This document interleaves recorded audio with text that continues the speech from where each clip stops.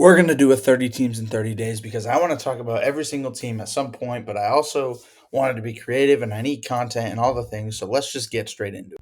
But I'm also not going to go in alphabetical order to pick what team I'm doing. I'm not just going to randomly choose. I mean, I guess I am, but I'm just going to spin this wheel, and whatever the wheel gets to choose who we're going to skip this ad. Whoever whatever team this lands on is the team I'm going to be talking about today. Here we go. Be creative. Let's go. The Cleveland Cavaliers. What better way to start than the best team in the entire association? I didn't realize that it had the audio to the what the wheel was doing and then the clapping at the end. So that's funny. Hope you guys enjoyed that part. The Cavs are the best team in the league. They have been all year. They've been the most dominant team all year. They have the best starting five. This trade deadline, they picked up DeAndre Hunter. They picked up that another guy I'm blanking on, but they just got Javante Green today, actually, just to round out their team. And they already have a team full of shooters. They have they're very deep. They also have a lot of stars. They have everything you can possibly want to be a true championship team, and I think this team is going to really compete with the Celtics come playoff time. I actually want to talk a lot about this DeAndre Hunter trade because I think that is the most significant new thing that has happened for the Cavs in the last couple weeks that we haven't already talked about. The DeAndre Hunter trade is it's insane. Like actually, I think it's one of the most underrated trades that we saw from the deadline, to be honest, and one of the most crucial things that could determine who comes out of the Eastern Conference. I felt like his defensive presence is something that is gonna it's really improve that team. They gave up Karis LeVert, who they were probably going to lose anyways. He's going to be a free agent this summer. Um, and they have DeAndre Hunter on a cheaper. Actually, I'm gonna go look at. They have DeAndre Hunter on not necessarily a cheap contract, but okay contract through 2027. That's 3 years. Karis LeVert was a free agent.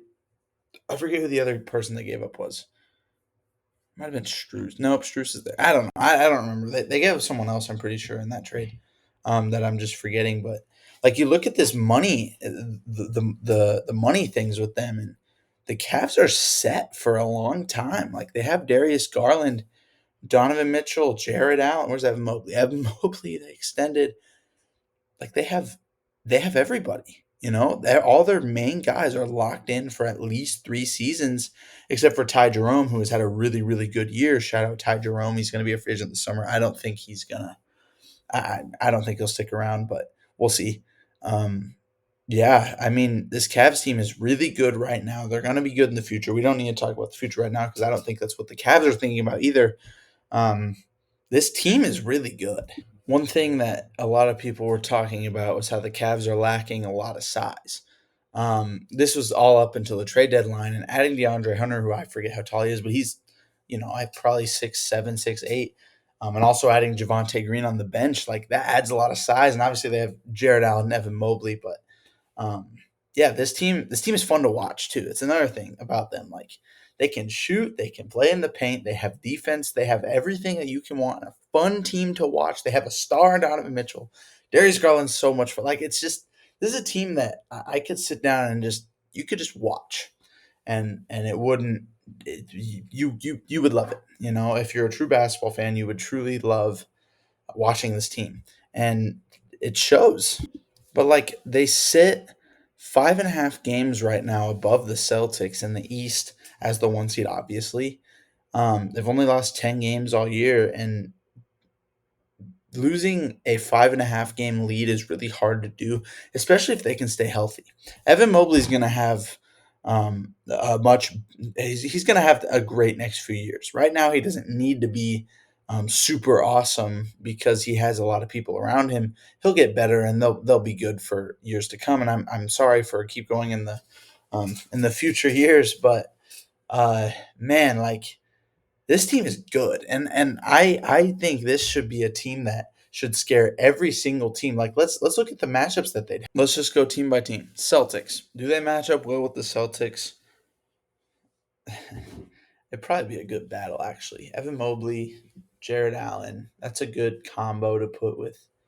Yeah, no, they match up well, and I mean, Drew. Yeah, I think they match up well with each other. That'd be a fun Eastern Conference Finals. That's what I'd be rooting for. Um, Cavs Knicks. Let's say that were to happen in the playoffs at some point. You got Karl Anthony Towns has to deal with Jared Allen, Evan Mobley, Jalen Brunson, and uh, uh, yeah, I don't think they match up super well with the Knicks. Um, hmm, that's interesting thought.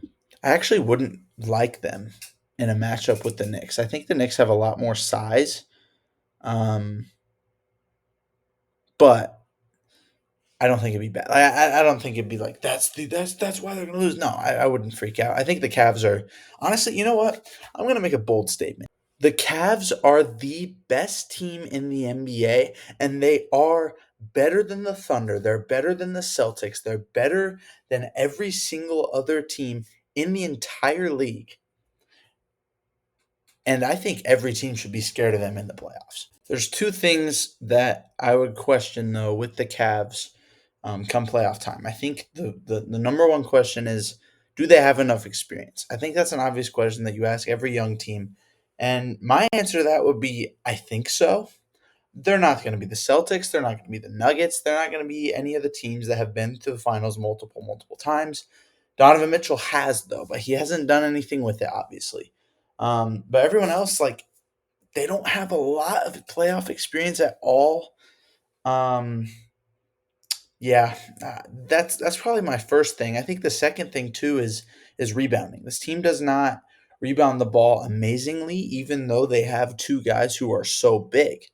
And DeAndre Hunter doesn't fix that. He's not a great rebounding player. And neither are Donovan Mitchell and Darius Garland. That's probably why like they're leaving Jared Allen and Evan Mobley uh, to die in the paint. Almost like trying to get all the rebounds, which is not ideal.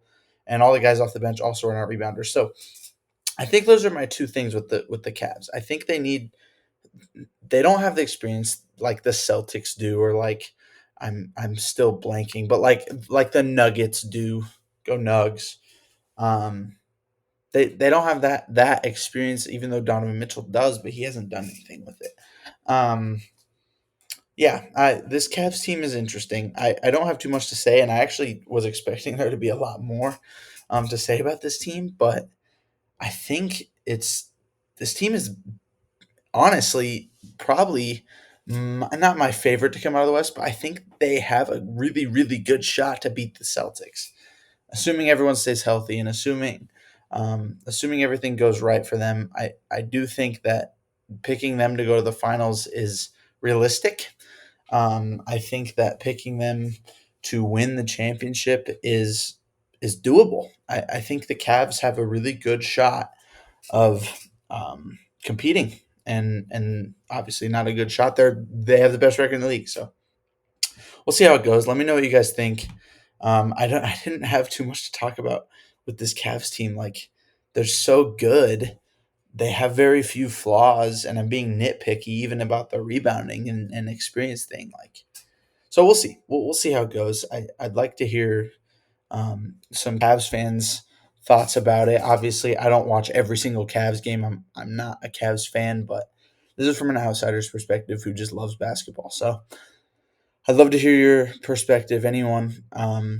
Yeah, this is day one of 30, and I think day 30 is going to end up being sometime in March, something like that, or not in March. Oh my goodness, yeah, in March. It'll be like March. What day is today? Yeah, gonna post this February 20th. So 30 days will be about March 20th, 21st, I think something like that. So stay tuned to those. Subscribe so you can see all the rest of the videos easily. Yeah, peace out.